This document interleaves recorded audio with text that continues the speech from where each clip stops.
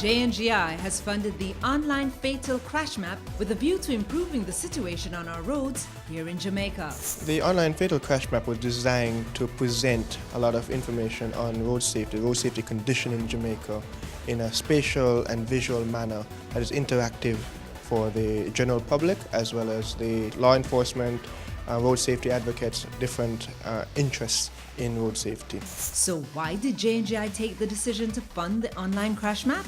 First of all, I think we have to acknowledge that we have a really serious problem in Jamaica with crashes on the roads, many of them unfortunately leading to fatalities. So on two different levels, we want to raise public awareness so that we can start to drive an improvement of use on the road. But the other vital thing is that we provide accurate data which leads to information that allows our policymakers and our decision makers to make good decisions. The role of the Mona Geoinformatics Institute is critical to the online fatal crash map. The Mona Geoinformatics Institute for the last 5 years has been engaged in different types of road safety initiatives, beginning with mapping the road safety condition in Jamaica. Not just fatal crashes, but fender benders, minor injuries and serious injuries as well. In 2012, we launched a groundbreaking landmark study, a 10-year picture of the total road safety profile of Jamaica. And from that, we've been able to discern and tease out a lot more detail on the situation that's going on in Jamaica, not just from a fatal crash standpoint, but from a total crash standpoint. We work closely with the traffic division of the police. Each morning we get a report from them indicating location of crashes, the persons involved, their demographics, and what we do is we use our spatial-based data here in-house to use that location information to pinpoint exactly where that crash occurred. We have here the crashes by month. So right now we have all the crashes from January to September shown. So you can simply pan on the map to move it around. You can also zoom in and zoom out on a location. And you can also click on a point to get information about that crash. What we can do is also turn off the different layers. So if you wanted to see just the crashes that occurred in, let's say, January, February, and March, just for 3 months, and you'll see those locations being shown on the map.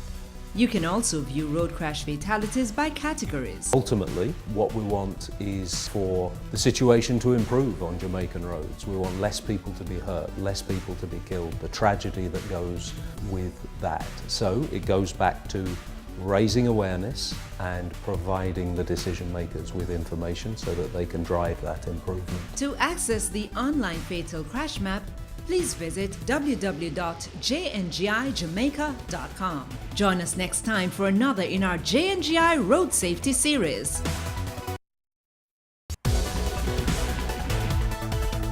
JNGI has funded the online fatal crash map with a view to improving the situation on our roads here in Jamaica. How will the analysis from the map help in the reduction of road fatalities?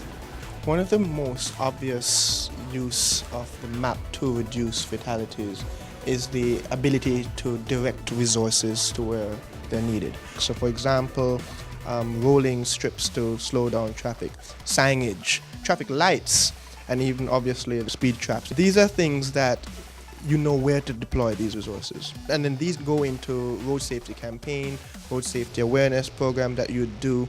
So for example, if a particular location is showing a pattern of pedestrians being mowed down, you can determine whether or not you're going to put up particular guardrails. If young children are particularly at risk, you can know which schools to go in, educate them better.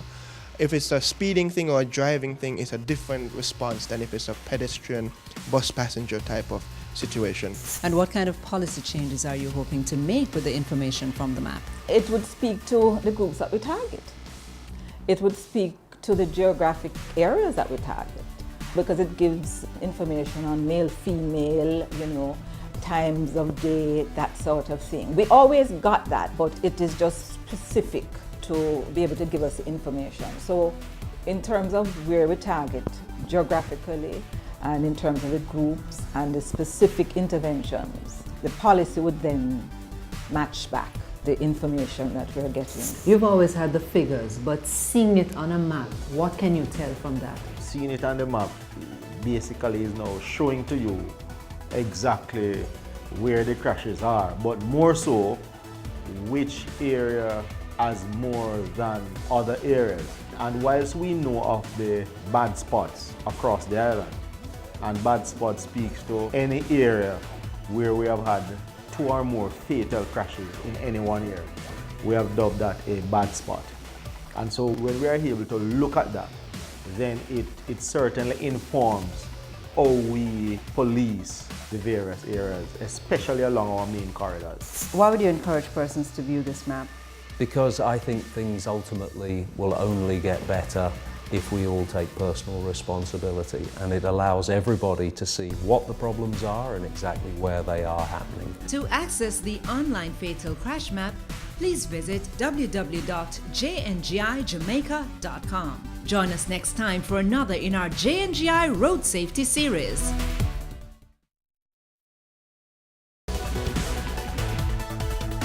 JNGI has funded the online fatal crash map with a view to improving the situation on our roads here in Jamaica.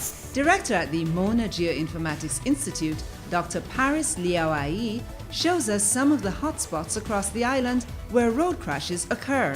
Based on what you have there now, where are these crash hotspots? Where is the most frequent? The hotspots in Jamaica for 2015 year to date would be along the Bustamante Highway in Clarendon, along the main highway north-south in St. Catherine, Mandela Highway, but North Coast Highway remains a challenge, as you can see here, this long linear stretch. That, however, does not mean much. North Coast Highway is very long. It stretches across 5 different parishes, 6 parishes. Particular sections, however, are cause for concern, and those are the Elegant Corridor in St. James, in the Iron Shore area. These areas show a particular tendency of crashes. Based on the map and based on what we know of the areas that we have had these fatal crashes, we have been very deliberate in our enforcement strategies in terms of where we place our officers. But ironically, although we would place our traffic officers at various areas, the police will never be able to be at all the areas. And so there are instances where persons will slow down upon hearing or upon seeing the police. But sometimes so soon they are out of that zone, persons go back to their bad habits. The same information that they have, you have. And you are able now to become part of that discussion. You're able now to be part of the solution using the same information that the police have. No more, no less. And this is something where we talk about broader engagement of the road safety stakeholder community. And if you think about it, there are 2.7 million road safety stakeholders in Jamaica. And it's time we all get engaged. Do you think that road users will be more cautious now that they're knowledgeable of the different crash hotspots? I'd hope so. But there is no excuse not to be cautious. The same information is out there.